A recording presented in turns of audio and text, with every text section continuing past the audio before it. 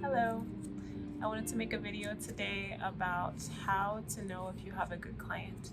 So these are just a couple of tips, a couple of things that you could look out for whenever you're evaluating kind of like how things are going, especially in the very beginning when you're starting to be a natural hairstylist, because you are going to be calling in a lot of different people, and most of the time, unless you've been doing hair for a while, people don't know who you are, and so you'll just get all different random types of people until you have like an established reputation for the type of work that you do. But once you get that, and once people start to get to know you, they start to get to see what your work is like, then you'll have, of course, like word of mouth. So different people will let other people know that you exist and that you're doing this type of work, and so they will say specific things about you, and the vibe of your clients brings back to you a certain type of client.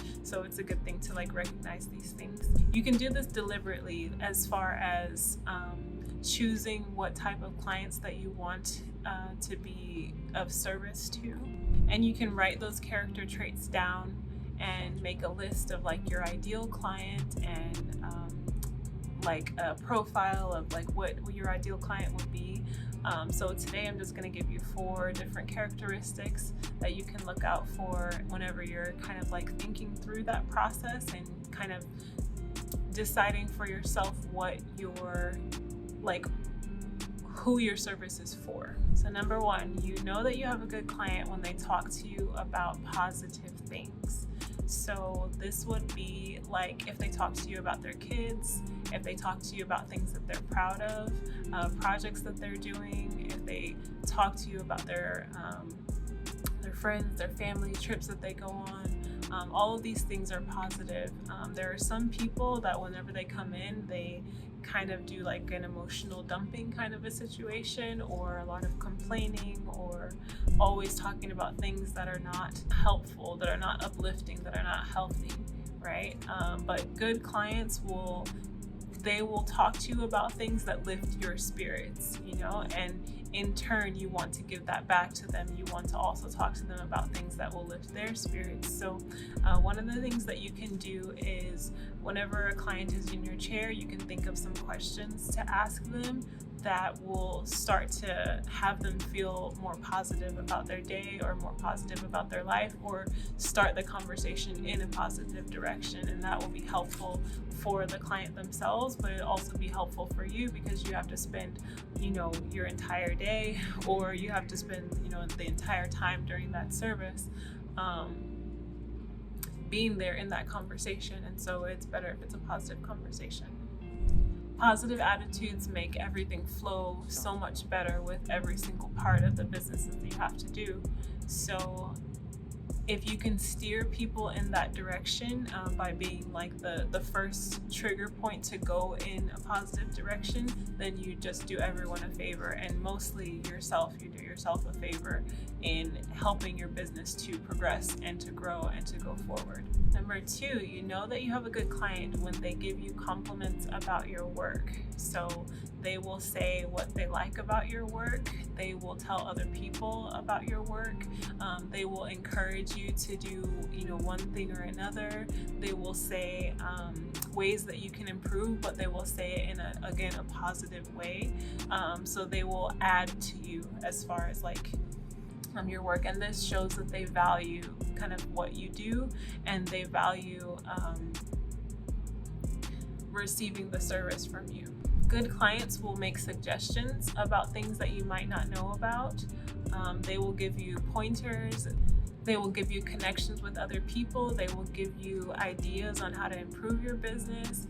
They will try to make your business better in some way, and they will just bring this positive energy of like, let me add to you in some other way than just the transaction, because we always talk about like, this person is going to support my business, but support comes more than just purchasing something from the business. So it's good to be aware of that support. and to recognize when you're being elevated. So number 3, how do you know if you have a good client, is that they will show up on time.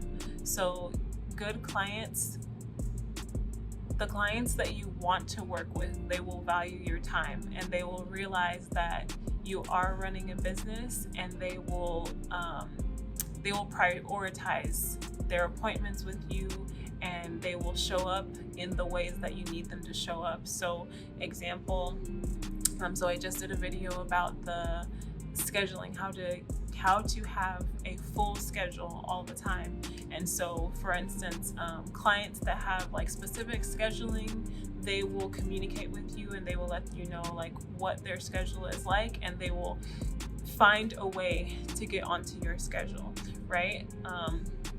The same thing with just showing up on time, or showing up where you need them to show up. Like a client that values your work, they will not call you outside of your boundaries, and they won't try to like twist things back and forth to make you do extra on top of the service that you're already doing. They will appreciate the service that you're doing, and they will show up to receive that service.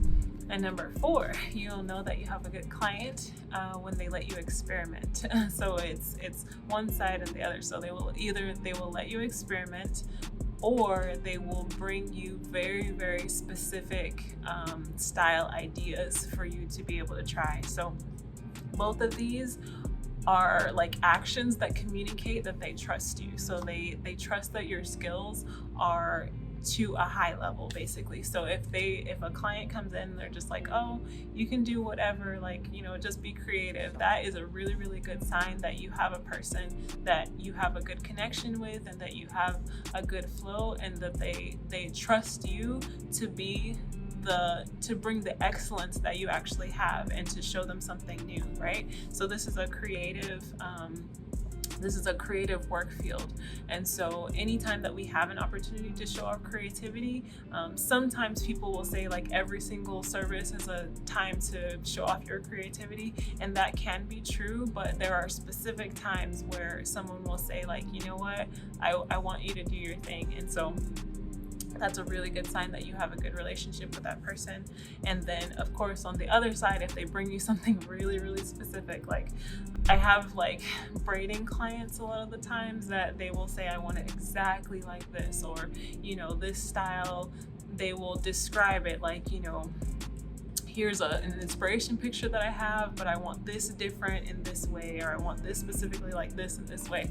And so what they're communicating to me is that they trust me to bring their vision to life. So they're saying, I know that your skills are good enough so that the thing that I'm saying, that you will understand it, and that you can give me the same vision that I'm looking for, right? So of course, as you get more and more professional, you will be able to give the consultation to that person and adjust any style ideas that they have to fit that person, right? So it's just like tailoring clothes, like tailoring clothes. It's like everyone's body shape is different, and so a person will take a pattern, like this is how this dress is supposed to be, this is how this outfit is supposed to be, but this is how this person's body is, and they will bring those two together to get a perfect, like really beautiful vision. Or they will suggest ideas on, you know, if we did this one this way, it would fit you better. If we did this one, you know, slightly different, it would fit you better, right? So it's the same thing with hair. We are tailoring whatever the basic idea or whatever the essential idea is, and we are tailoring it to that client so that they can express, you know, whatever that style is. So it takes some time and some skill to be able to do that, but the more and more that you realize that that is what you are doing, then the more that you can get that outcome for that person. So once you have a good client, you want to nurture them. You want to nurture that relationship. You want to level up your skills so that it matches that client. You want to have really good communication with them. You want to receive feedback from them, no matter what the feedback is. If it's positive or negative, if you do have a good relationship with them, then it will only make you better to try to adjust in one way or the other based off of the feedback that you're getting. But having good clients, like, it's a really good indication of where you're at as a stylist in general, and where you're at in your career, because it's not easy to get good clients. The clients that you get are just a reflection of something that you're doing. It's like a signal that you're giving off is bringing back these clients to you. So sometimes if you notice that you're having too many undesirable situations, right, it means that your boundaries are different. So this is something really good to know if you want to have improvement and if you want to have a business that survives. It's good for you to know what type of people are responding to the business that you're putting out. Over time, you're going to be constantly calling new clients in by advertising your business and by doing good work on other clients who will then spread word of mouth advertising for your business. So as you're constantly bringing new clients in, you're going to be filtering through those clients to identify which of them are giving you good energy. And if you can notice and recognize like what the good energy that is coming back to you, then you can start to adjust yourself towards that good energy. Just like a sunflower that's always following the sun, it's the exact same thing. You have to become, and this is discernment, right? You have to become sensitive to positive energy, and then also be able to orient yourself towards that positive energy. So for instance, like one of the ones that I said about like showing up on time, you have to develop discipline to be able to show up on time, because good clients will show up on time for you, and so you have to match that energy. The other one is about compliments, right?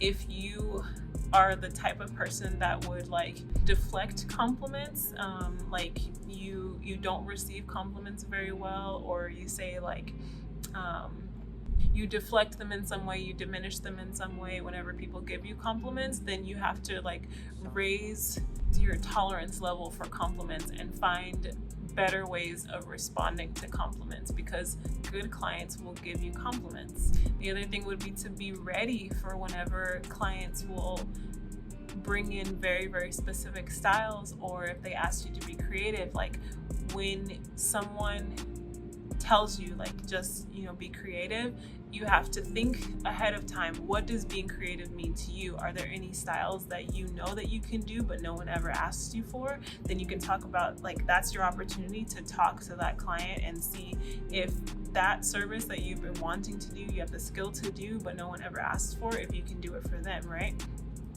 So what does creativity mean to you? And then also just keeping up with trends, being able to have the skills that someone would need. So if they bring in something very, very specific, you have the confidence to be able to give that to them.